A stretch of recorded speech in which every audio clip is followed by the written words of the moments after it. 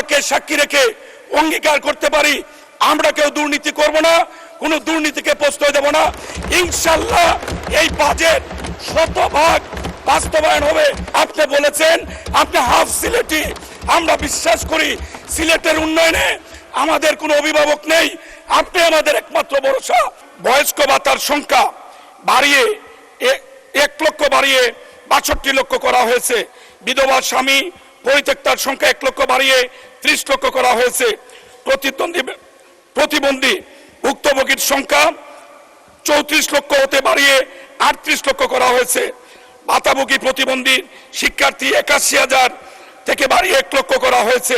মা ও শিশু সহায়তা 1 লক্ষ থেকে 1,24,000 বৃদ্ধি করা হয়েছে।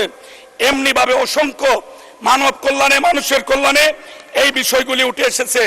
শুধু তাই নয়, কৃষকদের জন্য 2026-27 অর্থ বছরে 100 উপজেলায় 42.5 লক্ষ কৃষকদের কৃষক কার্ড দেওয়া হবে। 10 ধরনের বহুমুখী সুবিধা পাবে, সেই জন্য 1050 লক্ষ টাকা বরাদ্দ রাখা হয়েছে। ফ্যামিলি কার্ড 2026-27 অর্থ বছরে উপকারভোগীর সংখ্যা 41 লক্ষ করা নির্ধারণ করা হয়েছে, তার জন্য 14,500 কোটি টাকা বরাদ্দ রাখা হয়েছে। নতুন কুড়ি একটি নতুন আইডিয়া, আমাদের খেলাধুলাকে সমৃদ্ধ করার জন্য 1,68,662 জন খেলোয়াড় ইতিমধ্যে নিবন্ধিত হয়েছে। এক লাইটেই নিশ্চিন্তে চলে দিনের পর দিন। Walton emergency bulb, the best emergency bulb. 2026-27 অর্থ বছরে 200 কোটি টাকা বরাদ্দ রাখা হয়েছে। আমাদের ইমাম মুয়াজ্জিন এবং ধর্মীয় প্রতিষ্ঠানে যারা আমাদের মন্দিরের পুরোহিত সহ যারা আছেন ওনাদেরকে পর্যায়ক্রমে তাদের জন্য 1,081 কোটি টাকার বরাদ্দ রাখা হয়েছে। আজকে এই মহান জাতীয় সংসদে এই সমস্ত জিনিস তুলে ধরা হয়েছে। নতুন ধারণা, অনেকে ভেবেছিলেন কৃষক কার্ড কি জিনিস, আমাদের ফ্যামিলি কার্ড কি জিনিস, আমাদের ইমাম মুয়াজ্জিনদের ভাতা কি জিনিস। সেই জন্যই আজকে আমাদের এই বাজেটে আমাদের জনগণের জন্য 9,38,000 কোটি টাকার বাজেট প্রস্তাব করা হয়েছে। আমি মনে করি যদি আমরা 350 জন এমপি আল্লাহকে সাক্ষী রেখে অঙ্গীকার করতে পারি আমরা কেউ দুর্নীতি করব না, কোনো দুর্নীতিকে প্রশ্রয় দেব না। ইনশাআল্লাহ এই বাজেট শতভাগ বাস্তবায়ন হবে। এটা আমার 42 বছর রাজনৈতিক জীবনের অভিজ্ঞতা থেকে এটা আমি হলফ করে বলতে পারি। আমি 2004 সালে যে পৌরসভার চেয়ারম্যান হিসাবে দায়িত্ব নিয়েছিলাম সেইখানে আমার বাজেট ছিল মাত্র 2,01,563 টাকা।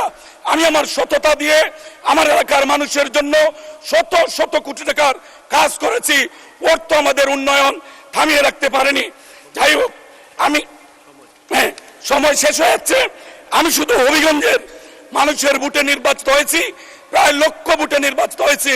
মাননীয় প্রধানমন্ত্রী আপনি লক্ষ্য করেছেন সারা বাংলাদেশ আপনি সফর করছেন, 2 হাতে মানুষ আপনাকে অভিনন্দন জানায়, তালি জানায়। কিন্তু সিলেটে যখন আপনি যান মানুষ একটি বিশেষ শব্দ ব্যবহার করে আপনাকে সম্বোধন করে। এর একটা মাত্র কারণ আপনি আমাদের হৃদয়ের মণিকূটায় স্থান করে নিয়েছেন। আপনি বলেছেন আপনি হাফ সিলেটি, আমরা বিশ্বাস করি সিলেটের উন্নয়নে আমাদের কোনো অভিভাবক নেই, আপনি আমাদের একমাত্র ভরসা। আমাদের স্ট্যান্ডিং কমিটিতে কোনো নেতা নেই, বিএনপির কোনো সিনিয়র নেতা নেই, 4 জেলা 1 মহানগরে আমাদের কোনো অভিভাবক নেই। সেই জন্য এই সিলেটের সমস্ত উন্নয়নের দায়িত্ব মাননীয় প্রধানমন্ত্রী আপনি নেবেন।